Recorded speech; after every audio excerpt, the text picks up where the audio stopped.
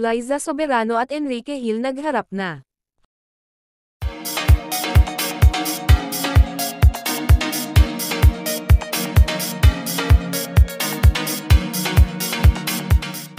Hanggang ngayon ay hindi pa rin natatapos ang isyu ni Liza Soberano at Enrique Hill, matapos makumpirmang hiwalay na nga ang dalawa.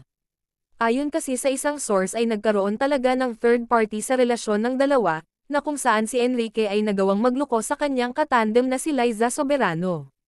Sa paghahabol ni Liza Soberano kay Ken ay napagtabuyan siya nito at nabastos-bastos sa harap ng maraming tao. At dito na rin hindi natuwa si Liza na naging dahilan upang isiwalat ang mga sikretong tinatago ng aktor. Ayon naman sa nakalap namin na impormasyon, nagharap na sa korte si Liza Soberano at Enrique Hill kasama ang babaeng ipinalit ng aktor, na kung saan nauwi sa dimandahan ang isyu ng dalawa. Kailangan daw kasing magbayad ni Enrique sa ginawa nito kay Liza dahil hindi tama ang ginawang panloloko at pagbastos sa aktres. Ani pa ni Liza, hindi ko kayo hahayaan na maging masaya habang ako ay nagdudusa. Sambit naman ni Ken, tanggapin mo na lang kasi na hindi nakita mahal. Sinabi rin ni Ken na kasalanan talaga ni Liza kaya iniwan at naghanap ito ng iba.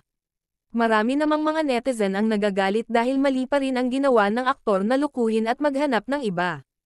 Samantala naman itong si Liza Soberano gusto nang tapusin ang kontrata at tandem ng Liz Ken couple. And this are chika for today mga ka-showbiz, sana nag-enjoy kayo.